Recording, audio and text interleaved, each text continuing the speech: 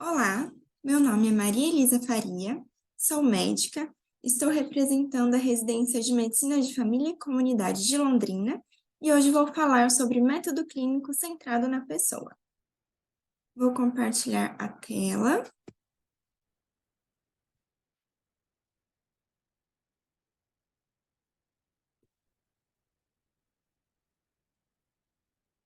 Método clínico centrado na pessoa, também conhecido como MCCP.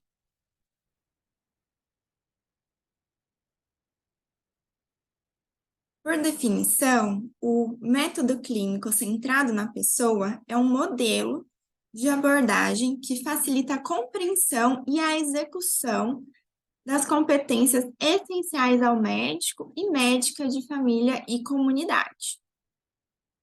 Para esse método ser centrado na pessoa, o médico precisa ser capaz de dar o poder à pessoa, compartilhar o poder na relação. Isso significa renunciar ao controle que tradicionalmente fica nas mãos dos médicos e médicas. Esse método foi reformulado e atualmente ele conta com 4 componentes. Quais são esses componentes? O primeiro é explorando a saúde, a doença e a experiência da doença. O segundo, entendendo a pessoa como um todo, ou seja, o indivíduo, a família e o contexto em que ele está inserido. O terceiro componente é elaborando um plano conjunto de manejo dos problemas. E o quarto, por fim, é intensificando a relação entre a pessoa e o médico.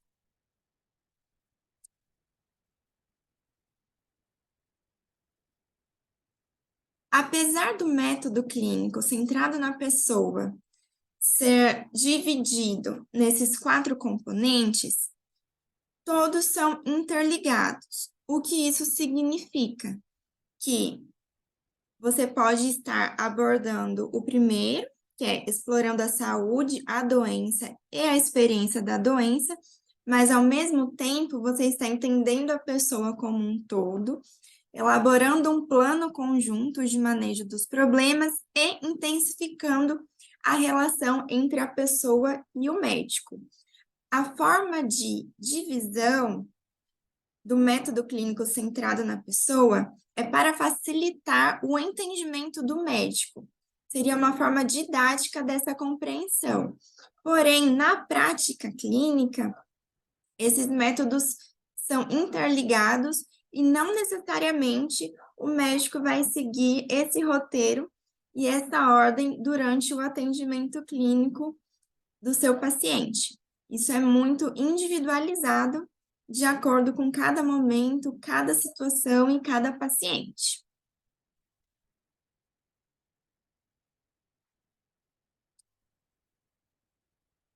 Então, vamos falar um pouco do primeiro componente, que é explorando a saúde, a doença e a experiência da doença.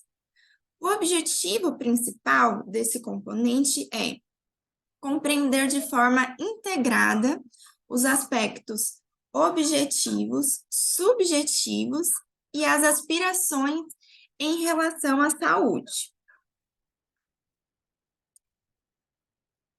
William Osler foi um médico canadense do final do século XIX, início do século XX. E ele tem uma frase que é muito emblemática e muito usada quando se estuda o método clínico centrado na pessoa. É a seguinte frase: uma determinada doença, disease, é o que todos com essa patologia têm em comum. Mas a experiência sobre a doença, illness, de cada pessoa é única. O que isso quer dizer? Disease seria a avaliação objetiva do corpo, por meio dos exames físicos, laboratoriais, e na disease o foco é no corpo, o que aquele corpo tem, e não na pessoa. Já quando a gente vai falar sobre illness, a illness é definida como a experiência pessoal e subjetiva de estar doente. E essa experiência, no geral, lida com sentimentos como medo, perda, solidão, traição. Então, essas seriam as aspirações. Para poder explorar a experiência da doença, sugere-se abordar 4 dimensões. Essas dimensões podem ser lembradas com maior facilidade através do acrônimo CIF. O que esse acrônimo significa? O S, sentimento. I, ideias. F, funcionamento. E a letra E, expectativas.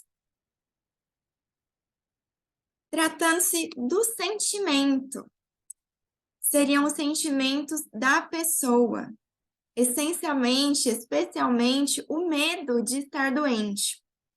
A forma como o médico ou a médica pode abordar isso são inúmeras. Eu trouxe nesse slide algumas perguntas para nortear e facilitar. Então, tratando-se dos sentimentos, você pode perguntar: o que mais te preocupa? Você tem medo de que possa ser algo grave? São sugestões. Ideias. São as ideias sobre o que está errado. Então, você pode fazer as seguintes perguntas para a pessoa. Você tem alguma ideia da causa do seu problema? Por que você acha que isso está acontecendo? Com relação ao funcionamento, seria o efeito da doença sobre o funcionamento na vida da pessoa. Então, você pode fazer as seguintes perguntas. Você precisou mudar algo na sua rotina após o surgimento desse problema, dessa situação? De alguma maneira, isso está afetando o seu trabalho ou as suas atividades, seja de lazer, seja de trabalho, seja de relação? Expectativas. Perguntar as expectativas em relação ao seu médico. Então, você pode muito bem indagá-lo. O que o paciente espera que você faça? O que você espera que eu faça para poder te ajudar? E nessa expectativa, o que o paciente espera que o médico faça em relação à sua doença, que seria tanto investigação complementar quanto medidas terapêuticas, dá ao médico uma noção do entendimento que o paciente tem e das expectativas que ele tem em relação ao seu processo de adoecimento.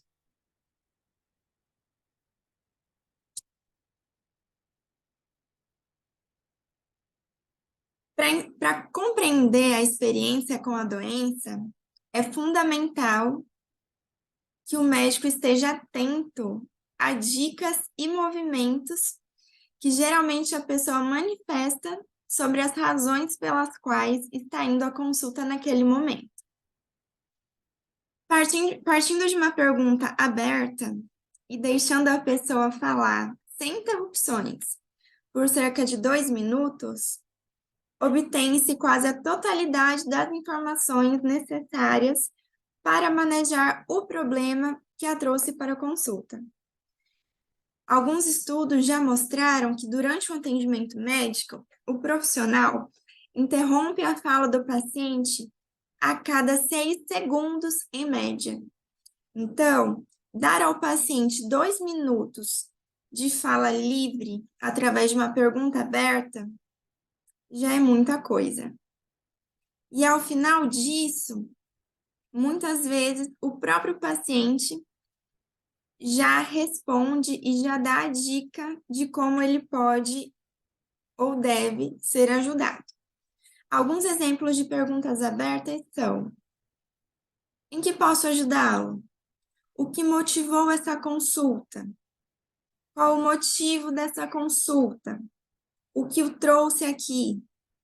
São alguns exemplos.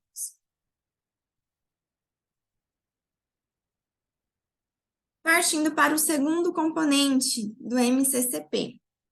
Então, o segundo componente é o entendendo a pessoa como um todo, o indivíduo, a família e o contexto.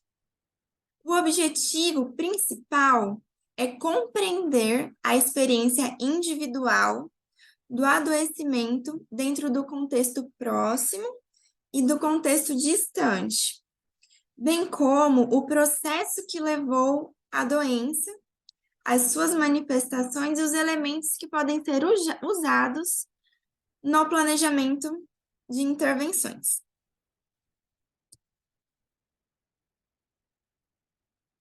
Nesse segundo componente, o que a gente tem que prestar atenção? No entendimento integrado da pessoa como um todo, da pessoa inteira, resultando das informações que, ao longo do tempo, o médico acumula sobre aqueles que atende. Então, o seu conhecimento, o conhecimento do médico, o conhecimento da pessoa deve incluir a família, o trabalho, as crenças e as vivências nas várias etapas que compõem o ciclo vital individual e familiar. Quando se fala em ciclo vital, individual e familiar, em que ciclo da vida essa pessoa está? É uma criança? É um adolescente? É um adulto? Um idoso? É homem? Mulher? Então, tudo isso influencia na forma em como o médico vai entender a pessoa como um todo. Durante a consulta, vai ser abordado os aspectos do contexto próximo e distante. Aí você me pergunta, o que seria esse contexto próximo e distante? Eu te respondo. Contexto próximo se refere à configuração e relações familiares, momentos de ciclo de vida, tanto no contexto familiar quanto nas crises familiares, condições ocupacionais e socioeconômicas. Resumidamente, esses são aspectos do contexto próximo, tá? O que seria o contexto distante?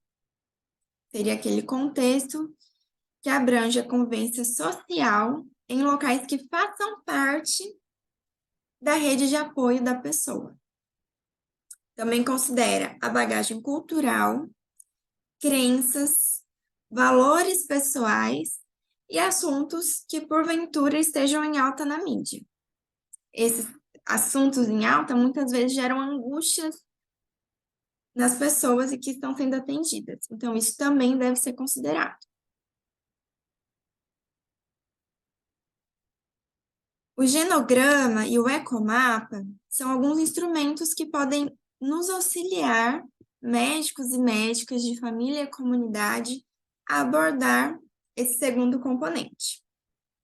Para quem não tem tanta familiaridade, o genograma, ele se trata de um instrumento em que o médico de família, a médica de família, vai montar as relações familiares daquela pessoa, daquele paciente, através de símbolos. Essas simbologias precisam abarcar 3 gerações. Então, a geração do paciente, uma geração ou 2 gerações acima e uma ou 2 gerações abaixo. Quanto mais gerações abarcadas, melhor. No entanto, às vezes isso não é possível, seja por no momento não se ter ainda uma boa relação médico-paciente, ou por ter uma família pequena, ou por ter algum problema e que não conhece o histórico familiar. Enfim, são várias as possibilidades. Porém, quando possível, montar o genograma pode auxiliar tanto o médico quanto a pessoa a entender como determinada situação pode afetar no seu processo de saúde e doença. O ecomapa abrange o genograma, mas, diferentemente do genograma que aborda apenas as relações familiares, O ecomapa também abrange as relações sociais. Então, se você olhar direitinho, essa parte aqui do meio seria o genograma. E quando ela é, como eu posso dizer, expandida, quando aumenta para o social, que é o trabalho, a UBS, amigos, mãe, igreja, locais da comunidade que dão esse suporte para o paciente, ou então locais que o paciente tem algum atrito, isso também nos ajuda a elaborar um melhor plano e conversar melhor para visando o melhor tratamento para esse paciente, tá? O terceiro componente é elaborando um plano conjunto de manejo dos problemas. Objetivo principal: chegar a um acordo entre o médico e a pessoa, entre o médico e o paciente, a fim de elaborar um plano conjunto de manejo dos problemas, estabelecendo compromissos, metas e prioridades no cuidado. Esse componente é o compromisso mútuo de encontrar um projeto comum para tratar dos problemas. Sua abordagem é complexa e demanda tempo de consulta, principalmente se o vínculo entre o profissional e o paciente não tiver sido estabelecido.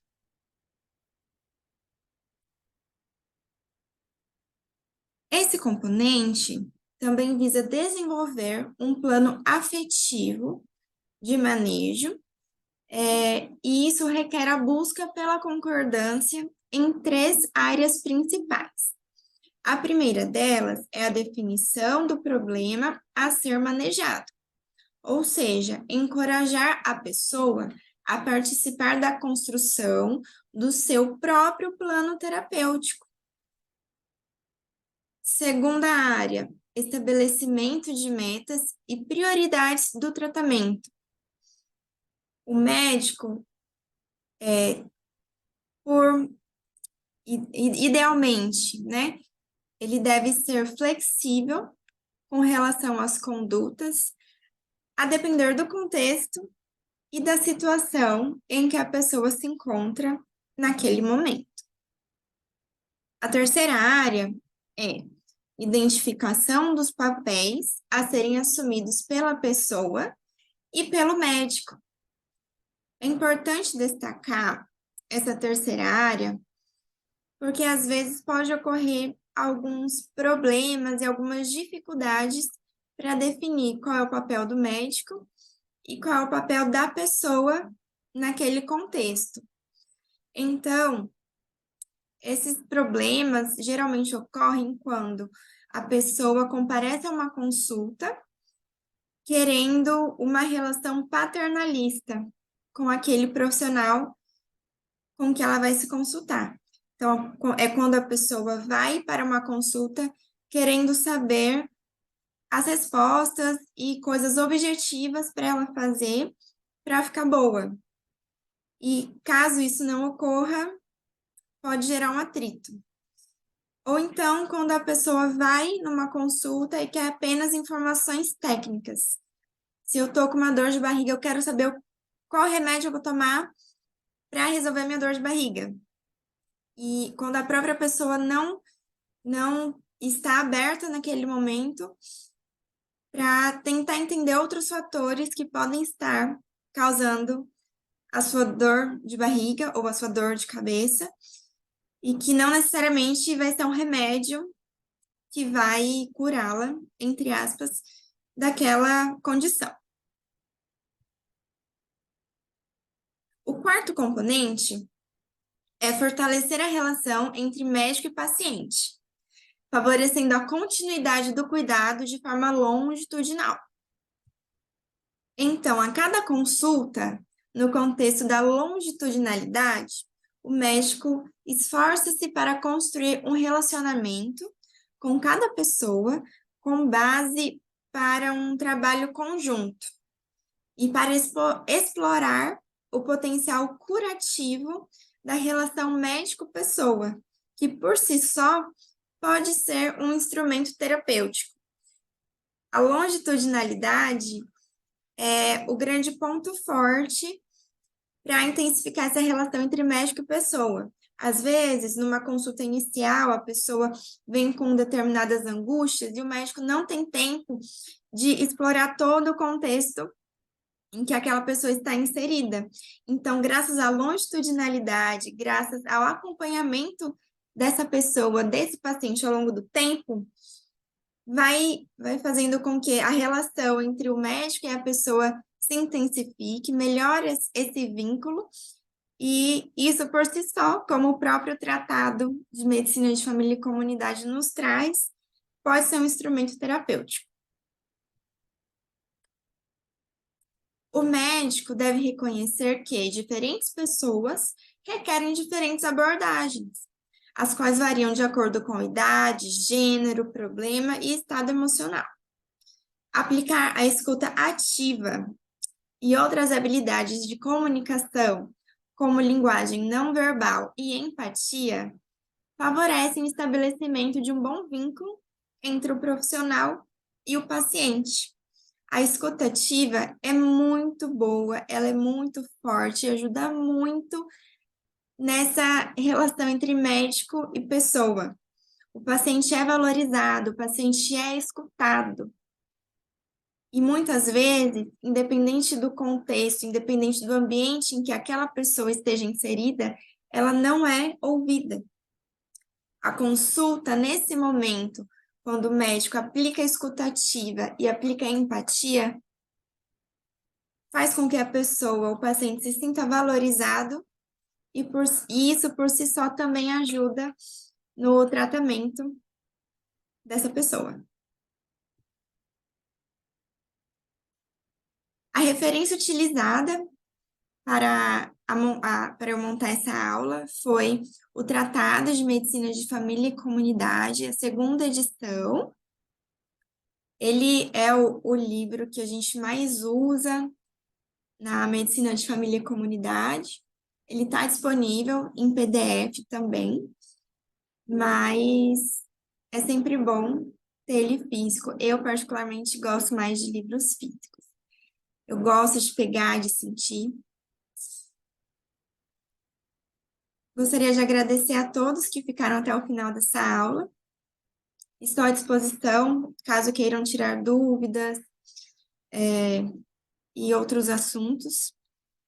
Esse é o meu e-mail de contato e também deixo disponível o meu endereço na rede social.